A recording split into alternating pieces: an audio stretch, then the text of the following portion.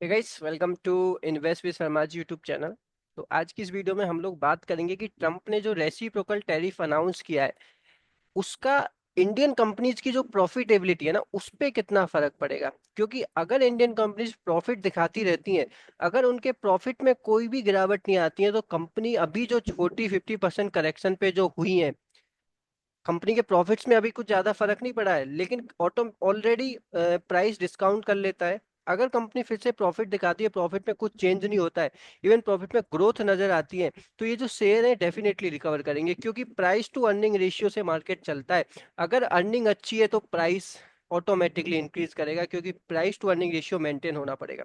तो हम ये समझते हैं कि ट्रम्प ने जो 16% का जो रेसिप्रोकल 26% का जो रेसिप्रोकल टैरिफ इंडियन कंपनीज के ऊपर लगा है, उनका कितना इम्पैक्ट पड़ेगा और क्या रियल में इम्पैक्ट पड़ेगा प्रॉफिटेबिलिटी के ऊपर, जो इतना बड़ा मार्केट में हवा बना के रखा हुआ है। और तो ऑलरेडी निफ्टी काफी करेक्ट हो चुका है, इंडियन कंपनीज 40-50% करेक्शन पे बैठी हुई हैं। तो वो हम लोग समझते हैं। देखो, सबसे पहले तो अ, ये जो इंडियन जो इकोनॉमी है, ये मेनली डोमेस्टिक कंजम्पशन पे डिपेंड करती है। आप देखोगे इंडियन कंपनीज बहुत ज्यादा एक्सपोर्ट नहीं करती। अगर मैं आपको कुछ कंपनीज बताऊं कि कौन सी कंपनीज हैं जो यूएसए में ज्यादा एक्सपोर्ट करती हैं, तो ये 5 सेक्टर हैं। नंबर पहला सेक्टर है फार्मा। आपने सुना होगा इंडिया का फार्मा सेक्टर है। कोविड में यूएसए ने हाइपर जो क्लोरीन जो मेडिसिन है, उसकी यूएसए ने बहुत ज्यादा डिमांड आई थी और इंडिया ने उसको देने से मना भी कर दिया था, बाद में फिर से देना पड़ा। तो फार्मा सेक्टर पे यूएसए की जो हॉस्पिटल्स हैं, यूएसए के जो कंज्यूमर है, बहुत ज्यादा डिपेंड है। सेकंड जो सेक्टर है वो है इंडिया का टेक्सटाइल सेक्टर। ये टेक्सटाइल सेक्टर भी यूएसए में बहुत एक्सपोर्ट करता है। तीसरा हो गया आपका केमिकल सेक्टर हो गया, और चौथा आपका हो गया ऑटो कंपोनेंट। ठीक है, फार्मा सेक्टर हो गया, टेक्सटाइल सेक्टर हो गया, आपका केमिकल सेक्टर हो गया और ऑटो कंपोनेंट हो गया। अब अगर मैं आपको बताऊं कि कितना इम्पैक्ट पड़ेगा, और जो फिफ्थ जो सेक्टर है जो है हमारा इंडिया का आईटी सर्विसेज, यानी कि जो इंडियन की जो आईटी कंपनीज है वो यूएसए में जो कंपनीज है उनको सर्विस प्रोवाइड कराती है। सो यहाँ पे अगर मैं बात करूँ, फार्मा सेक्टर एक्सपोर्ट करता है, टेक्सटाइल सेक्टर एक्सपोर्ट करता है। तो अगर मैं फार्मा सेक्टर के प्रॉफिट की बात करूँ कि इन फार्मा सेक्टर के, जैसे मान लो अरविंदो डॉक्टर रेड्डी कंपनी है, ये मेडिसिन बेचती है, हॉस्पिटल में सप्लाई करती है, तो क्या रातों रात इसके प्रॉफिट में फर्क पड़ेगा? मुझे नहीं लगता कि रातों रात फर्क पड़ेगा। क्योंकि यूएसए के जो हॉस्पिटल्स हैं, अगर उनको मेडिसिन चाहिए, तो इंडियन कंपनी से अगर वो पहले से खरीद रहे हैं, तो वो क्या रातों रात अपने सप्लाई चेंज करेंगे? क्योंकि ये पॉसिबल नहीं है, रातों रात क्या सप्लाई चेंज नहीं हो सकते, क्योंकि यूएसए खुद मेडिसिन बनाता नहीं है। अगर यूएसए को खुद मेडिसिन बनाता है तो बनाना है, जो कि ट्रम्प साहब सोच रहे हैं कि हमारे यूएसए में हम लोग फार्मा सेक्टर इंडस्ट्री बिल्ड करेंगे, यूएसए की कंपनियों को सपोर्ट करेंगे। तो उन कंपनियों को फैक्ट्री बनाने में 2 से 3 साल लग जाती हैं। और हॉस्पिटल्स इतना जल्दी अपने सप्लायर चेंज नहीं करते, क्योंकि पेशेंट को मरने के लिए वो लोग नहीं छोड़ सकते हॉस्पिटल, तो डॉक्टर रेडी कंपनी से ही वो लोग परचेज करेंगे, पहले से अगर परचेज कर रहे हैं, क्योंकि यूएसए में कोई फार्मास्यूटिकल कंपनी है नहीं। और दूसरी कंपनी क्या चाइना से परचेज कर सकते हैं? चाइना पे ऑलरेडी टैरिफ लगाया है, यानी कि जितनी भी फार्मास्यूटिकल कंपनी है उन पे टैक्स लगाए हुआ है, तो ऑलरेडी उनके पास कोई ऑप्शन बचता नहीं है। अगर मार्केट में सारी कंपनीज के प्राइस बढ़ गए, तो जो कंपनी से हॉस्पिटल पहले से परचेज कर रहा था उसी से वो परचेज करेगा, क्योंकि यूएसए की जो इकोनॉमी है इतना जल्दी ड्रास्टिकली चेंज नहीं कर सकती। ड्रास्टिकली फार्मास्यूटिकल इंडस्ट्री वहां बिल्ड नहीं हो सकती। अगर मैं आपको बताऊं, जो ट्रम्प साहब सोच रहे हैं कि अमेरिका को ग्रेट बनाना है, मेक अमेरिका ग्रेट अगेन, ये उनका नारा है। अमेरिका ग्रेट क्यों है, आप ये समझिए। अमेरिका ग्रेट है एनवीडिया की वजह से, अमेरिका ग्रेट है मेटा की वजह से, अमेरिका ग्रेट है गूगल की वजह से, अमेरिका ग्रेट है माइक्रोसॉफ्ट की वजह से। इसके अलावा और कोई इंडस्ट्री है नहीं है यूएसए में कि यूएसए को वर्ल्ड जानता है। इन कंपनीज ने इतना इनोवेशन किया है कि कोई और कंट्री ये प्रोडक्ट बना ही नहीं सकती। गूगल का कोई कंपटीशन नहीं है, नहीं बना सकते। एनवीडिया इतनी बड़ी कंपनी है, मेटा हो गया, माइक्रोसॉफ्ट हो गया, ये जो प्रोडक्ट बेस्ड सर्विस कंपनी है, इन कंपनी की वजह से अमेरिका ग्रेट है। इन कंपनीज ने अपना जो प्रोडक्ट है वो ऑल ओवर वर्ल्ड बेचा है और दुनिया ने खरीदा है, क्योंकि उनके पास कोई ऑप्शन नहीं है। क्या इंडिया गूगल बना सकता है? बिल्कुल नहीं बना सकता। अब ट्रम्प साहब क्या चाह रहे हैं कि अमेरिका में फार्मास्यूटिकल इंडस्ट्री बन जाए, पॉसिबल नहीं है। ट्रम्प साहब सोचे कि अमेरिका में टेक्सटाइल इंडस्ट्री बन जाए, केमिकल इंडस्ट्री में अमेरिका बहुत आगे चला जाए, जो कि पॉसिबल है ही नहीं है। मुझे नहीं लगता कि ये पॉसिबल है। अगर कंपनी को अपने सप्लायर चेंज करने, मान लो कि टेक्सटाइल इंडस्ट्री की अगर मैं बात करूं, तो होटल जो यूएसए के जो होटल हैं वो इंडियन कंपनी से टेक्सटाइल प्रोडक्ट खरीदते हैं, मान लो कि कोई भी टेक्सटाइल प्रोडक्ट खरीदते हैं, तो क्या वो अपने सप्लायर चेंज करेंगे? 2-3%, अगर 26% टैरिफ लगाया है टेक्सटाइल सेक्टर में, तो इंडियन कंपनी क्या करेंगी, 26% से अपने प्राइस को हाइक कर देंगी। और ये हाइक ऑटोमेटिकली यूएसए के कंज्यूमर पे जाएगा, क्योंकि यूएसए के कंज्यूमर पे ही इंडियन कंपनीज अपना जो प्राइस है उसको बढ़ाएंगी, और कंज्यूमर को ऑटोमेटिकली ज्यादा पे करना पड़ेगा। और यूएसए के जो कंज्यूमर है उनकी पर कैपिटा इनकम आपको पता ही होगी, बहुत ज्यादा होती है, इंडिया से बहुत ज्यादा है। तो पर कैपिटा इनकम ज्यादा होने की वजह से कंज्यूमर भी इतना जल्दी शिफ्ट नहीं होगा दूसरे प्रोडक्ट के ऊपर, क्योंकि उसके पास कोई ऑप्शन नहीं है।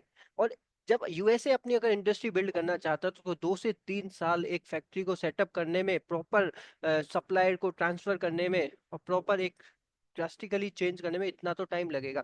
और इतने में कंज्यूमर के ऊपर लोड आएगा, और लोड आएगा तो यूएसए में इन्फ्लेशन बढ़ेगी, और यूएसए में इन्फ्लेशन बढ़ेगी तो वहां की पर कैपिटा इनकम बहुत ज्यादा कम हो जाएगी, और ट्रम्प साहब को इसकी वजह से बैकलैश भी फेस करना पड़ सकता है। और हो सकता है कि ये डिसीजन, हो सकता है, मैं बोल रहा हूँ कि डिसीजन को वापस लेना पड़ जाए। क्योंकि अभी क्या हो रहा है, यूरोप में जब उन्होंने टैक्स लगाया है ना, तो यूरोपियन जो कंट्रीज हैं वो वापिस से यूएसए पे और ज्यादा टैक्स लगा रहे हैं। ये ट्रेड वॉर होगा, और ट्रेड वॉर के बीच में सबसे ज्यादा नुकसान किसको होगा? यूएसए के कंज्यूमर को होगा। और क्या लगता है, जब यूएसए के कंज्यूमर के जेब से जब पैसा जाएगा, क्या वो उस गवर्नमेंट को सपोर्ट करेगा? क्या ट्रम्प के खिलाफ नारे नहीं लगेंगे? आपको अगर रियल में मैं समझाऊं, तो ट्रम्प जो करना चाह रहे हैं वो पॉसिबल मुझे दिखता, वो बहुत कम लगता है। वो चाहते हैं कि यूएसए में रातों रात इंडस्ट्री बिल्ड हो जाए। जो वो दूसरी कंट्री को पे टैरिफ लगाना चाहते हैं, वो सोच रहे हैं कि जो दूसरी कंट्री की जो कंपनी है वो यूएसए में आके अपने फैक्ट्री लगाए। ये पॉसिबल ही नहीं है। इंडिया की मान लो अगर मैं डॉक्टर रेड्डी कंपनी की बात करूं, क्या वो यूएसए में जाके अपनी फैक्ट्री लगाएगी? क्यों लगाएगी? क्योंकि नहीं लगाएगी, क्योंकि वहां पे जो लेबर जो कॉस्ट है वो बहुत ज्यादा है। और लेबर कॉस्ट इतनी ज्यादा है कि टैरिफ उसके सामने कुछ नहीं है। 26% टैरिफ लगाया है, उससे वो अपने प्राइस को हाइक कर देंगे 26% से। लेकिन यूएसए में इंडस्ट्री लगाने से उनको कोई फायदा नहीं है, वहाँ लेबर कॉस्ट बहुत ज्यादा है। वहाँ उनकी जो कॉस्ट ऑफ मैन्युफैक्चरिंग है वो बहुत ज्यादा आएगी। अगर यूएसए में वो कोई भी कंपनी अपना प्लांट लगाती है तो ये पॉसिबल ही नहीं है।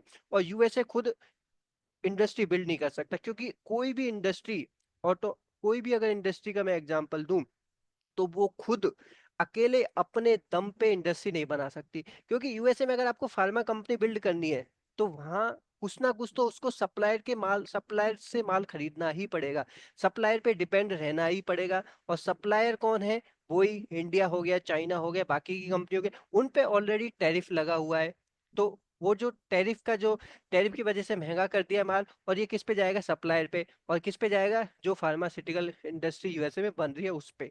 सो मुझे जो लगता है, अगर मैं मेरी जेन्युइन अगर मैं बात बताऊं, तो प्रॉफिटेबिलिटी के ऊपर थोड़ा बहुत 1 से 2% का इम्पैक्ट देखने को मिल सकता है। और ये 1 से 2% का इम्पैक्ट इतना ज्यादा नहीं है, क्योंकि इंडिया डोमेस्टिक कंजम्पशन पे ज्यादा डिपेंड करता है। किसी कंपनी का प्रॉफिट अगर 1,000 करोड़ हो रहा था, ठीक है, और उसकी 10% की ग्रोथ है, तो हो सकता है कि वो 9% से ग्रो करे, लेकिन ग्रो जरूर करेगी। ऐसा नहीं है कि यूएसए के टैरिफ की वजह से हमारी जो इंडियन इकोनॉमी है वो बिल्कुल बर्बाद हो जाएगी। आप खुद ही समझिए, खुद ही इस बात को सोचिए कि कितना बड़ा जो इम्पैक्ट आपको लग रहा है कि उतना बड़ा इम्पैक्ट होगा, ऐसा नहीं है, ऐसा होता भी नहीं है।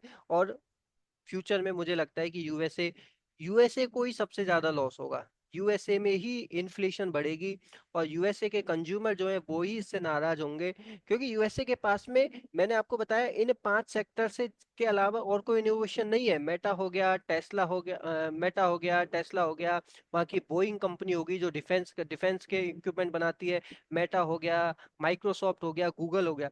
इन कंपनीज में इनोवेशन होता है, ये कंपनी का कोई मुकाबला नहीं कर सकता। यस, इन कंपनीज का कोई कंपटीटर नहीं है, ठीक है। हाँ, अगर इंडिया में गूगल अगर इंडिया से गूगल बोले कि मैं अपना माइक्रोसॉफ्ट प्रोडक्ट तब दूंगा, तब इंडिया पे 26% का टैक्स लगे, तो इंडिया के पास कोई ऑप्शन नहीं है, इंडिया को वहीं से खरीदना पड़ेगा, ज्यादा टैक्स दे के खरीदना पड़ेगा, ठीक है। लेकिन जो मुझे लग रहा है, मेक अमेरिका ग्रेट अगेन, ये यूएसए में मुझे तो लग रहा है कि टैरिफ की वजह से होता हुआ नजर नहीं आ रहा, और इससे ट्रेड वॉर बढ़ेगा, मार्केट में अनसर्टेनिटी बढ़ेगी, मार्केट में करेक्शन, मार्केट में गिरेगा, ऊपर जाएगा, यही होगा।